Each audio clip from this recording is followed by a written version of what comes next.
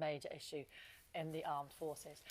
Right, Bobby, let's go through some of your picks then. Inside the Sunday Times today, top school wants brains, not fees. What are they discussing here? Yes, so the head of Westminster School, he wants to enter a system where students apply purely based on academic merit, so needs blind, financial needs blind. So currently, obviously, the vast majority of pupils will be applying based on their sort of financial ability to pay, but he thinks we should have a system where people get in purely based on ability. And this is sort of sparked by one of his former students at rugby school, was a young lady called Khadija, who sadly died in the Grenfell tragedy. And she actually got a scholarship to rugby herself, and this sparked her to be a really young, bright artist. But you would say all well and good, and it's a great aim, but someone's got to pay somewhere. Be it, you know, the local council, be it, you know, fees that are coming from elsewhere. I mean, there is a financial issue here, isn't there? Yeah, of course. I sort of speak from personal experience. I grew up in a council estate in East Ham myself, in East London. And I went to a very good state school in East London, but I was lucky enough to get a scholarship to Eton for my last year's A-level. And again, for me, it just opened up a different world and made me think, oh, actually, lots of things are possible. So I think, obviously, it is a financial issue as well.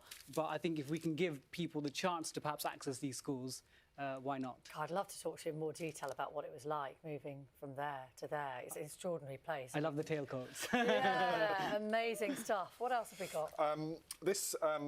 Some progress in that battle against fraud. Yes. This is also in the Times this morning. 450,000 reports have been caught before they even happen. So that's saving police time, I guess. Absolutely. So, like, firstly, just for viewers that are waking up Sunday morning, an algorithm is just a set of rules to solve a problem. So even if you're making a cake or if you're building a toy, the set of rules.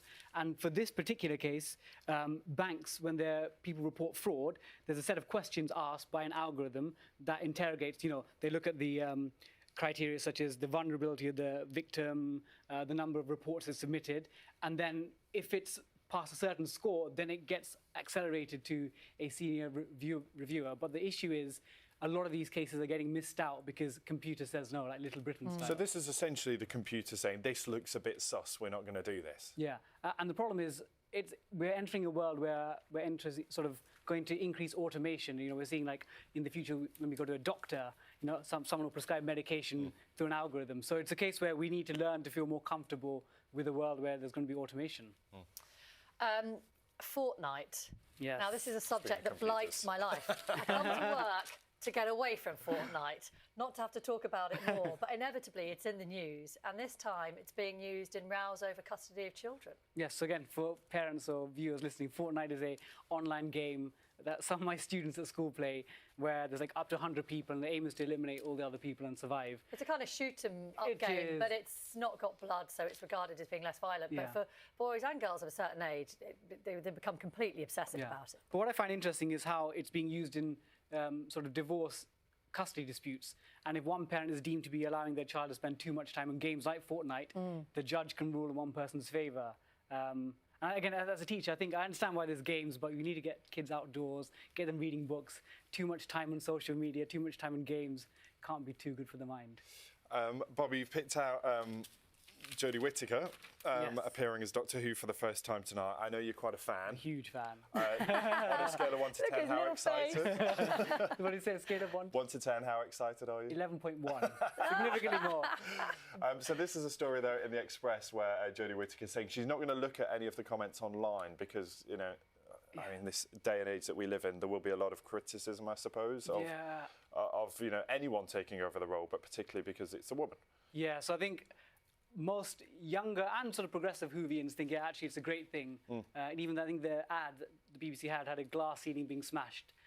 So it's fabulous, and I think it's an exciting era for Doctor Who fans. But I think the particularly interesting point is about how she's going to try and ignore the comments. And I know when I had my Monkman and Seagull Genius Guide, I'll be honest, I looked at all the comments, even the negative ones, and as a human, you sort of forget all the amazing things. Remember that one person... And you focus on the one bad one. So it's impressive that she's got the sort of willpower not to look at any of the comments. It's amazing. But it's interesting that, was it Barbara Broccoli, the James Bond producer, was saying over the weekend that they are definitely not ever going to have a female Bond. She says he's a male character, he was written as a male character. She said what we need to do is provide more female characters within the narrative who have, I suppose, different kinds of roles, stronger roles. You might say with M in recent years, obviously being played by Judi Dench. True, yeah. They struck actually a some bit of the more strong balance. rules change. Yeah. And I suppose there's a bit more option that you have a lot of other strong characters in it. Yes. Maybe it's harder in Doctor Who because it's Doctor Who and companions. So there's always sort of, you need the main figure, the Doctor. There's a little tease ahead. We won't do it now, but when you come back in an hour, we'll be talking about this story, which is an absolutely fascinating one. The Banksy art shred. And was it all staged to get us all talking? It's a fascinating PR one. mastermind. Yes, absolutely. Thanks so much, Bobby. Thanks,